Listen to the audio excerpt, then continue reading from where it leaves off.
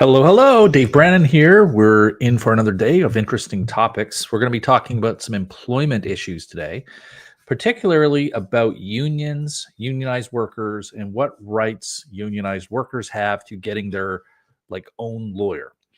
Now, I'll just be clear up front. At Resolute Employment and Disability Lawyers, we do not represent unionized employees per se.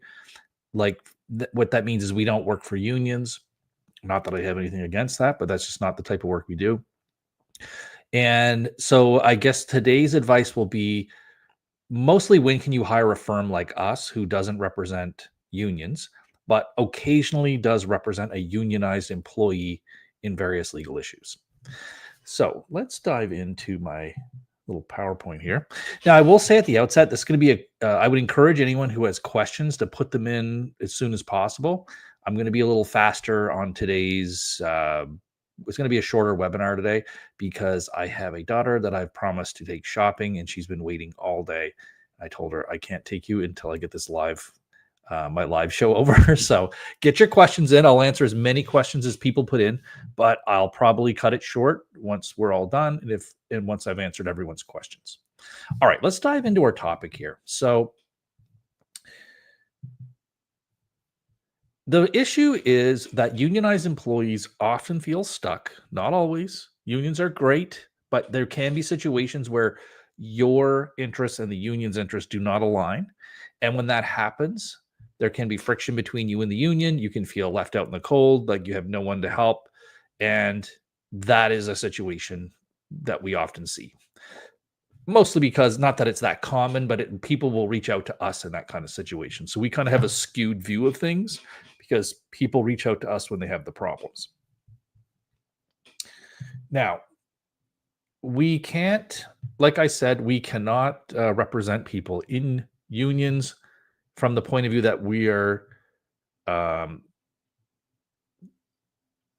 sorry, let me look at what I got here on my slide. I apologize. We're not represent unions. Yeah, so the key thing here is the collective agreement. So we can't represent you in issues arising from your collective agreement or for legal issues covered by the collective agreement.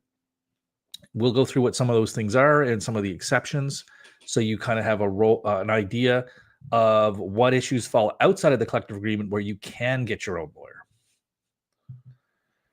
Okay, so common workplace issues that we hear about for unionized workers would be things as follows: harassment and bullying by a coworker or manager, discrimination based on disability, gender, religion, family status, these types of things, being denied reasonable medical accommodations, that's a common one we see, unsafe or toxic work environments, that's a common complaint, and the big one, that a union is downplaying or ignoring your concerns, with whatever that may be. Now, these kind of situations take a toll on people, and it's understandable why you can get frustrated and want to reach out to lawyers to see is there anything that can be done.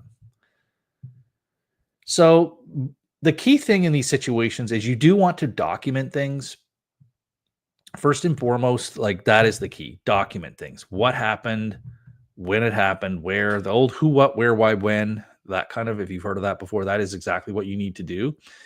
And ideally, avoid things where it's just a verbal confirmation. Even if you have verbal exchanges with people, follow it up with an email or a text message back to them, just confirming what you was just said, what was discussed. You have to reduce everything to documentation that can be seen, like a text or an email, something in writing or that's recorded. And it needs to be done at the time when these discussions were happening. Otherwise, it's very hard for you to prove that those conversations ever happened. If you don't have records created, it's called contemporaneously, but it means at the same time that these things were happening. This can be very important down the road, especially for human rights complaints and things of that nature. All right. So the next thing is you're documenting everything. Be persistent with your union. Sometimes there's personalities that clash. Sometimes it's not the union, it's maybe just one representative that you have to deal with. So remember that the union does have a duty of fair representation. However, that is interpreted very much in favor of the union, not in favor of the union members. So the duty to be fair does not mean they have to do everything they want that you would want. Or in fact, sometimes there can be a result that is unfair to you, but it's fair for the union as a collective. So these are the kind of things that need to be balanced.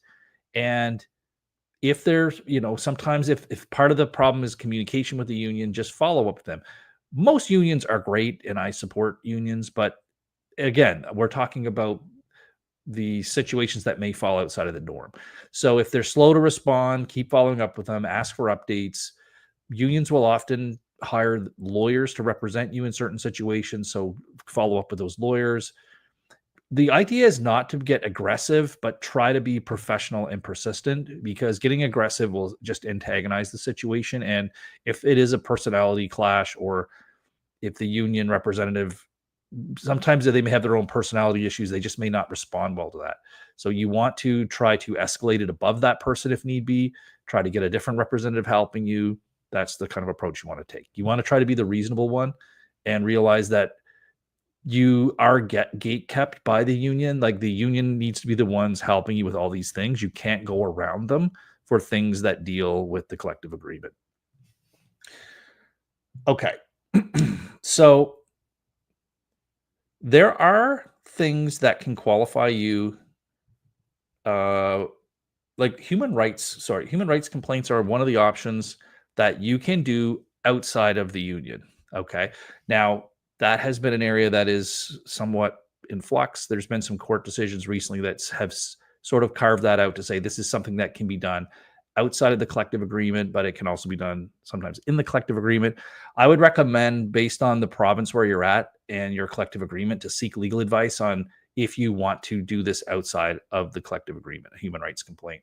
Sometimes what you perceive as a human rights complaint may not be, and so it could still be facts that fall within the union. But if it is really a pure human rights complaint, that can fall outside of the grievance process, and you can go directly to the Human Rights Commission with your own lawyer. You would want to clarify that through the union and seek legal advice before doing that. I've certainly represented people in this type of situation, union members at the Human Rights Commission, and I will say, like, it does get complicated, because I've represented people in that situation. Often when you're doing human rights complaints, you can have negotiations as well for termination of employment and these types of things. So it does get messy. I will say that as long as you loop the union in, they can make exceptions. So even though some things could cross over into grievance kind of territory, the union can make exceptions to allow, if a lawyer is representing you for your human rights complaint, that lawyer can negotiate the termination and things like that. But the union, it would be subject to the union's approval. So just keep that in mind. So in these situations, when it's happened, where there's kind of been this bit of a crossover, it does have to be approved by the union. And that can be a cause of tension for the employee, because if the union doesn't approve it, now you have issues, right? Usually the way we approach that is we would negotiate separately the human rights settlement of the human rights issue, and then settlement of the employment termination, present it to the union as two different things, and they may approve one and not the other, this kind of thing. So just keep that in mind. But what you couldn't do is really just come to a lawyer and say, I want you to handle my termination, if there's no proceedings that have taken it outside of the grievance process. Do you see what I'm saying? So it's a complicated area, and you're not allowed to just go hire lawyers because you want to pursue wrongful termination through your employment. That would be clearly covered by the collective agreement. It would have to be done by the union.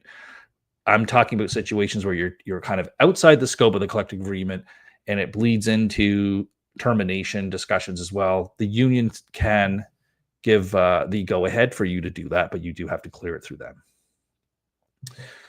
All right.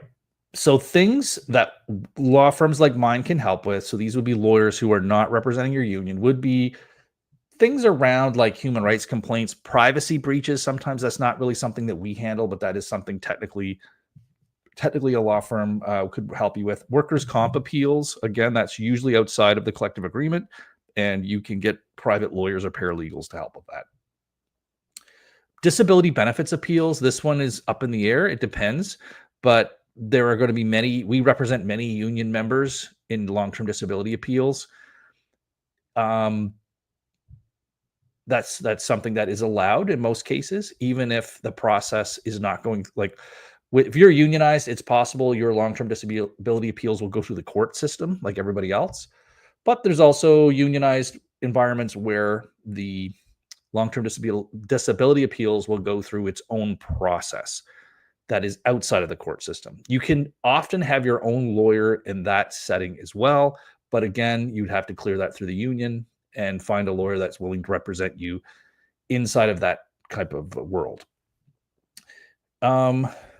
I put down here systemic discrimination. This is kind of a one you would really have to get.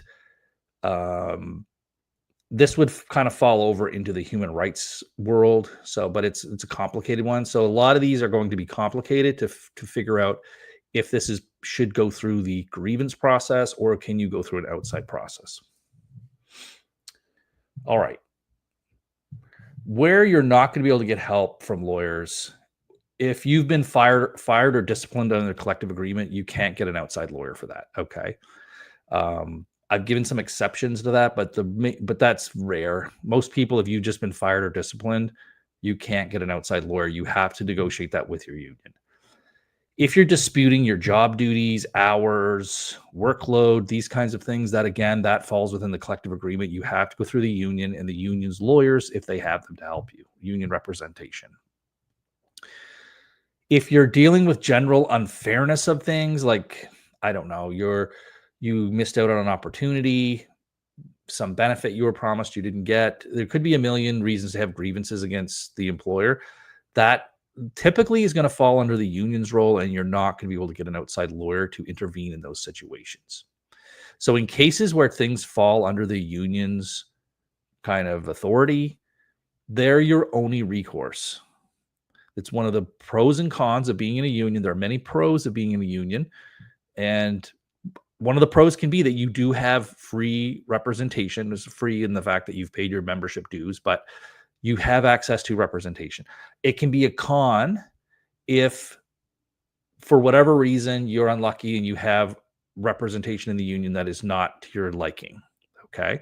Again, I don't want to overstate that. That is not necessarily the most common situation, but it can be a frustration that comes up. This is how the law is structured in Canada. It's part of the pros and cons of unions that you do give up rights once you begin into a collective agreement. You do give up individual rights, but in exchange, you get the power of being able to negotiate as a group. The problem is that once you start negotiating as a group, the union has duties to the group as a whole, and what's good for the group as a whole may not be good for you, and what's good for you may not be good for the group as a whole. So this is where sometimes you can have tension arise. Okay, let's look at our key takeaways. So like I said, you want to document everything. Document everything. Try to be persistent and respectful. Being respectful throughout any legal process is very important because it will really define how others see you later on in the legal process, because there's records of how people acted, texts of nasty things people say. You will have greater success, let's put it that way, in any legal dispute when you are seen to have been the reasonable and professional person. It just improves your credibility. So much in court, in law, in persuasiveness boils down to who is the more believable, credible person. And the calm, professional person will always be seen as more credible and believable than the angry, spiteful, petty person. So you want to really establish yourself as the reasonable, calm, persistent person, not the petty, angry, lashing out person. Even if you feel like that is, like, sometimes people act that way because it does get results. Being nasty, like angry, aggressive can get results. That's why people continue to act that way.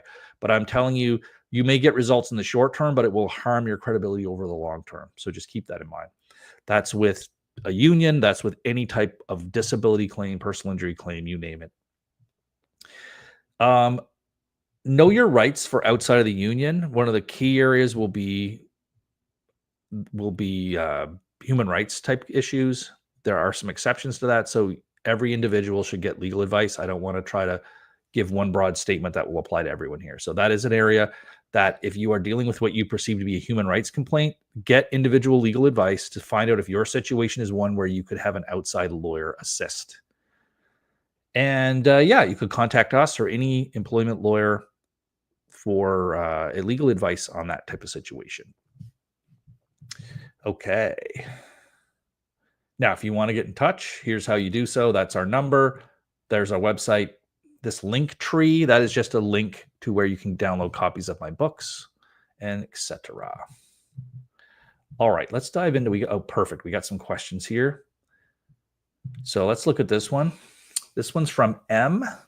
It says, is change to place of work after a demonstrated pattern of full-time work? It must be changed to part-time work is what I think that is, maybe. Is change to place of work. Okay, no. So it's change of place of work to the office after a demonstrated pattern of full-time work from home for 3+ years with no change in job duties or position, a right of the employer. Oh, you're getting into this is like one of the top legal issues of the day. And this person goes on to say, or would that change to place of work be considered substantial change to the conditions of work and be a term and condition of the employment issue to be proved that could be pursued outside of a grievance? So if you're in a union, this will clearly fall under the purview of your union. So if you're unionized, you couldn't sue the employer for something like constructive dismissal by changing your work duties. This does fall into a situation like changing your place of work can constitute a breach of your employment agreement. But again, it will boil down to the employment agreement itself, what was contemplated, and not every change that you're describing would be considered a breach of the agreement, even if there's been a pattern established over the last 3 years. There are a number of cases in Canada that the courts are recognizing that the pandemic changes were something unique and were not really intended to change people's employment contracts. It was a necessary public health emergency. And so simply because you had to work from home after the pandemic and it carried on for a bit does not necessarily preclude the employer from making you come back to the office. Now, that being said, the courts will look at each case specifically, because I have represented people where they don't fall into the general, oh, your job was only changed because of COVID. There are that you can also be hired during, before, or after COVID, and working from home was part of what was agreed to. Okay. So you would, if that's the case, then you have stronger grounds to say that this is a breach of your terms of employment. If you're not covered by a collective agreement, this type of change will always be one that could be considered a constructive dismissal. Constructive dismissals are important because they represent the employment breaching your employment contract by violating a fundamental term, which can be location of the work from home or office. And the importance of that is if an employer does do a constructive dismissal, it does give you grounds to treat the employment relationship as terminated, and you can sue them for lack of notice. Lack of notice means that the employer effectively terminated your employment without giving you notice. Not giving you notice means that you're entitled to termination pay that kind of goes along with the amount of notice that was required. So if you were required to give, the employer legally at law was required to give you 6 months notice, then you could sue them for 6 months of pay as your termination pay. Hope that answers your question. These ones are very factually dependent on the situation to determine whether or not a move like that would be a constructive dismissal. However, if you're in the union, you are really at the mercy of the union. And this is a situation where your interests may not align with the union's interests as a whole. The union as a whole may not care if people are working at home, or they may not want to have They may not want that to be like a key issue with the employer necessarily. Now, it will just depend on your union. But if the union as a whole decides that is not a priority, where we have other priorities, so we don't want to have the employer getting concessions out of us for people working at home and that kind of thing, then you're probably out of luck. Very good question, though. Does anyone else have any follow-ups? I think I do have one. Oh, here we go. This one says, thanks. You raise a good point about when the work from home situation started. Yeah. Yep. It's when it started and why. Like, ultimately, the court will look at your contract and did your contract contemplate you working from home? If not, was there agreement to you and the employer to amend the contract, even if it wasn't in writing? Like, was there a general agreement to amend the contract for you to work from home outside of the COVID emergency? Like, anyone who just, because that was seen as like there was no choice. So courts are less likely to say that the employer is now stuck with this change because it was a public health emergency. But there could have been, like, people along the lines, even during the pandemic, could have reached agreements with their employer to work from home as a term of the employment that was independent from the pandemic necessity. And so if you can prove you're one of those people, then the employer is going to have a harder job lumping you in with all the other COVID people that were working from home and now have to come back to the office. All right. I'll give you guys a second to see if there's any more questions. We'll go take a quick peek at the forum. I saw one question over there I want to go check out, see if you guys can help me answer it. So let's take a look here. Here we go. So there is this question. CPP disability file escalated. I have not looked at this. Let's go see what this person's asking about. It says here, I've been waiting over 6 months for a decision on my appeal from CPP disability. I was told to call back after August 1st, as it was still the time frame. I called on August 12th, and she said she would escalate my file and that it takes 3 weeks for a response. So should I call back in 1 month for an update? Has anyone had this experience? Yeah. This is a common experience. So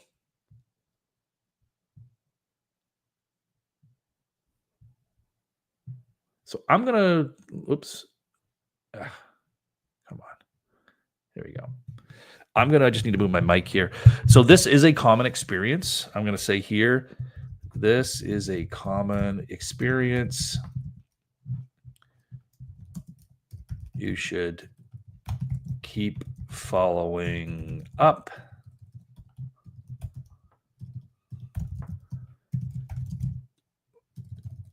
If you get into the 7-month range, you can you can contact the ombudsman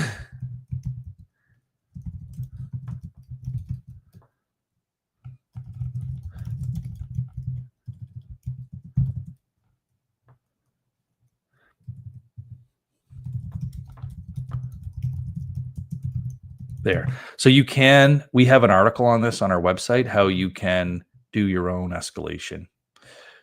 Yeah. So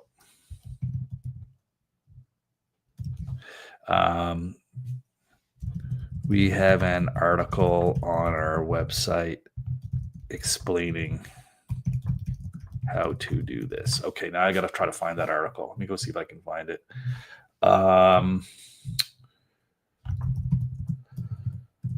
See if I can find the article. Resolute legal.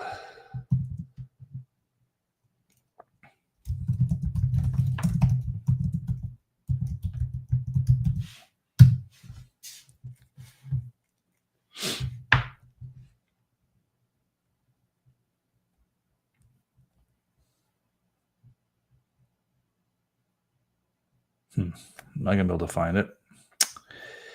Am I going to be able to find it? That is the question. Maybe not.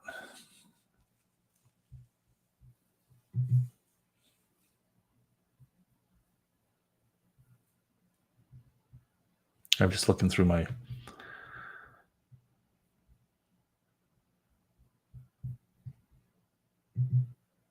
There, can you guys see what I'm doing here? Let me just see. Yeah, you're seeing it. So I'm just searching for that article right now. See if we can find it. It's an old article. Basically, we had a person. I don't know if even it was a client. I think it was someone who just was attended one of these shows, and he went. I recommended him to do the ombudsman, and he came back to us. And here, we click on CPP disability. He did the ombudsman thing and came back to us.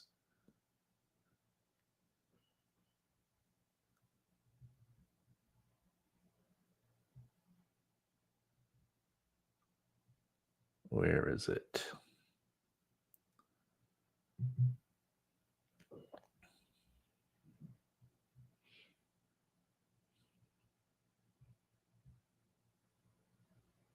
Ah, there it is.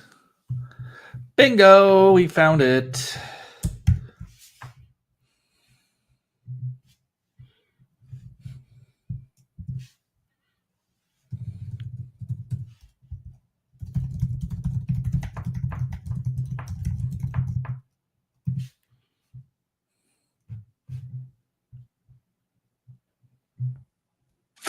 There you go.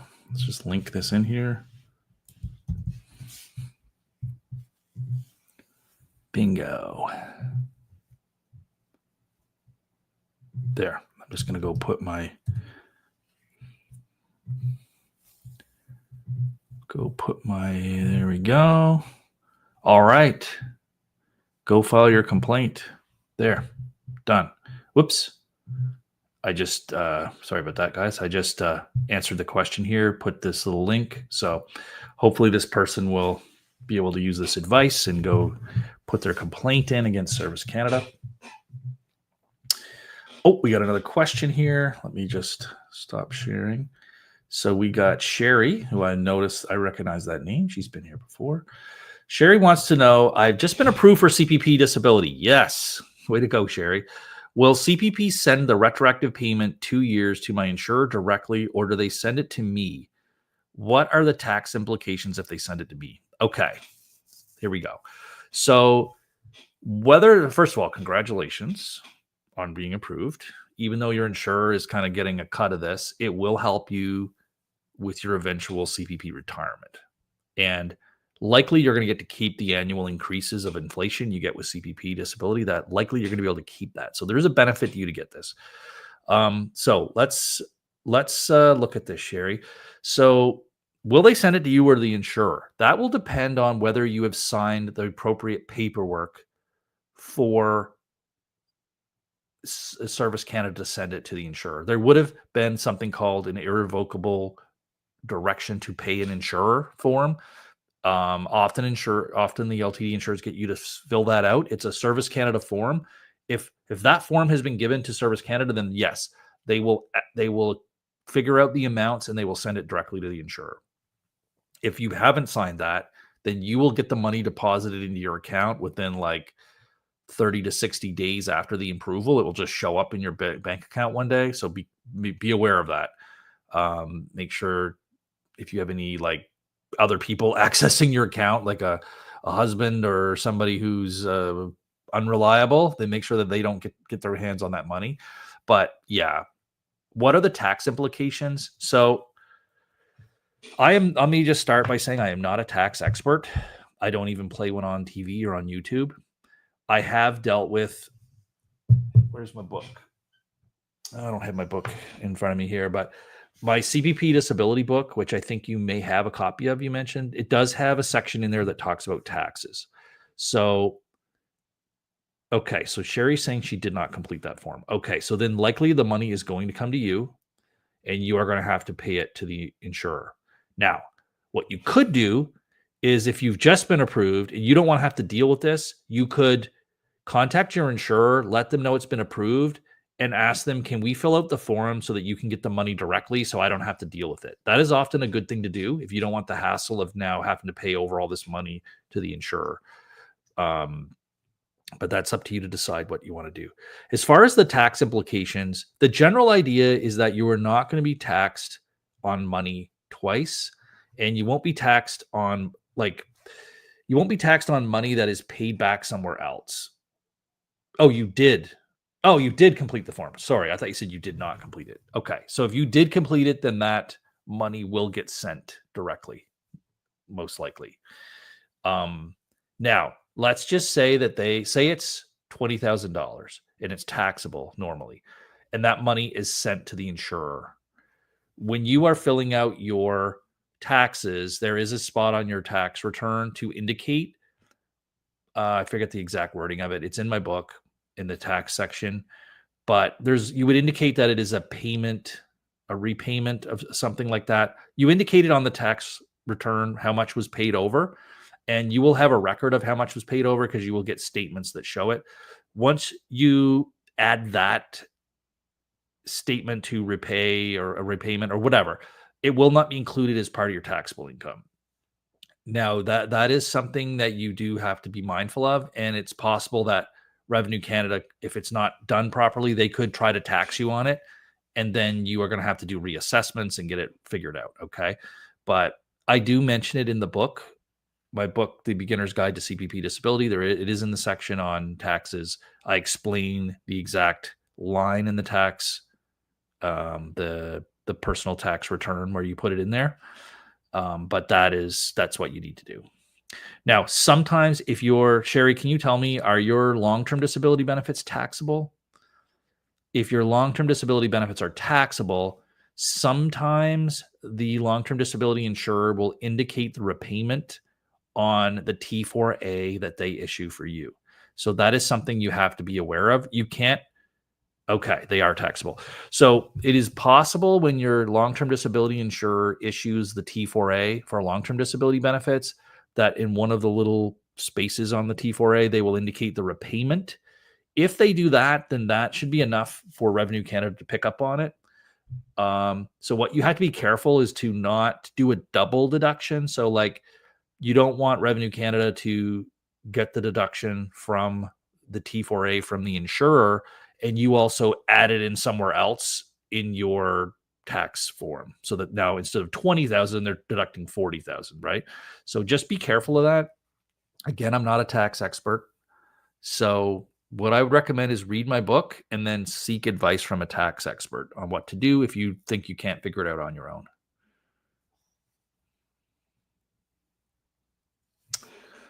Oh, and Sherry's got, I'll always have to, look, I always like to get good. I'll always take a compliment, Sherry. I appreciate that. She's saying, thank you very much. Your books played a critical role, significant role in the successful outcome for me. Perfect. Yep. The books, I was updating my LinkedIn profile and I was going through, and some of these books are getting older than I thought. The application book is like 2019. I was like, wow, like it's almost time to update these books again. It's funny how much time flies. But I appreciate that, Sherry. One thing I would ask, if anyone has success with the books, go ahead and what you could do to thank me, and I would be forever grateful, is to leave a review on one of my on my Google for my law firm, basically. In fact, I will do one better. I'll put a link here right now to where you could leave a review. Let me see. All I ask is people leave an honest review. I'm not allowed to tell people you have to do five stars, but I ask people to be honest, and why these reviews help. And I'm also trying to get reviews for my Halifax office. So I have different offices, and the Halifax office just doesn't have as many reviews. So I'm always trying to get reviews for that office. It's still the firm. Our firm works nationally. Ask for a review. Here it is. Okay, so here's the link. I'm going to just post it here. If anyone watching wants to leave me a review, go ahead. Just be fair. Leave me a fair review. I get a lot of unfair reviews, so that is part of the problem that drives me crazy. Not as bad as some lawyers. I've seen lawyers that have sued sued people for leaving a bad review. I don't do that. It is disappointing. A lot of the bad reviews, like not a lot, all the bad reviews that I've gotten are from people that never hired me. Like they're people who called in and didn't like what they were told or didn't like the fact that they felt rejected because we wouldn't take on their case. Sometimes we've legitimately dropped the ball. Like sometimes, so I shouldn't say they're unfair. Most of them are unfair. A couple of them, we did drop the ball. Like we get hundreds of people contacting us a week. So it is possible. In fact, it's inevitable that someone will fall through the cracks at some point. We just miss the follow up or whatever.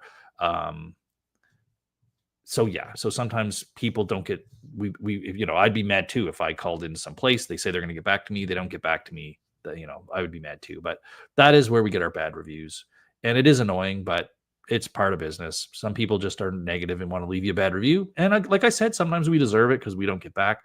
I do respond to every review, and if I really feel like, well, pretty much anyone, I will invite them to let me talk to them and explain our side of the story. I will say 99% of people do not take me up on that. They just don't. I think they're not interested in that. They just want to leave the bad review and move on. But yeah, I always offer to talk to them, try to make things right, um, explain our point of view, apologize if I feel like we dropped the ball, and I have done that. But what are you going to do? It's business. I think it's natural to get. It's funny because like our reviews are either 5 or 1. So the people that are angry leave a 1, and most everyone else leaves a 5. So it's kind of funny how that works. But I think people expect a business to have 1-star reviews because you think no one's perfect, and also there's just people who can never be satisfied with anything. All right. Oh, we got Mania saying, I agree with Sherry. I used your books as well. They were very helpful in being approved. Oh, perfect. Thank you. Well, if you would be interested in leaving a review, I would appreciate it. Again, I've posted my Halifax office. For whatever reason, I just don't get a lot of reviews in that office. So I'm just trying to get more reviews there. It's legitimate to, like I said, we work Canada wide. And so it's fine to leave a review at that office. These reviews are so important, especially with AI. Believe it or not, AI is very fixated on when you type into like ChatGPT or these types of things. AI is very fixated on different things than what Google used to be focused on, and they really look at reviews. They evaluate the reviews themselves. So ChatGPT and these things, they'll look at your law firm reviews. They look at, is it a review where people are just like almost look fake, like people are just saying they're great, loved it, or is it more long and detailed? More long and detailed, I think it looks more authentic. They're looking at those kinds of things. So I'm constantly trying to get reviews. The other thing too is if Google and AI sees that you're not, they're looking for firms that get a constant flow of reviews over time, not just like a big influx and then nothing. So they're always looking for places that are being reviewed. They're looking for awards. I've got a great an award. I don't know if I can talk about it yet. I think it's tomorrow. So I'm not allowed to mention it today, but if you follow us on, if you follow my firm's Facebook or anything like that, I'll talk about it next week, but I did get an award that I'm pretty proud of. So I will be mentioning that next week, and it will be, can reviews be anonymous? Yes, you can leave an anonymous review. The other thing you can do is what I say to people, if you don't want to because it is better to put some details. If you want to leave us a review, but you don't really want to air out all your details, what I would suggest is you could have a family member. If you have like a close member, you could get them to leave a review, and they can say, oh, this person helped my friend, my family member dealing with their issue, something like that. Or you can leave it anonymous. Whether you can leave it anonymous though, depends on when you're leaving Google reviews, it does go through your Google profile. So if your Google profile has your name, then it would show up. So in that kind of situation, what I tell people is to just get a friend or family member to leave the review on your behalf, basically. And that can protect your anonymity.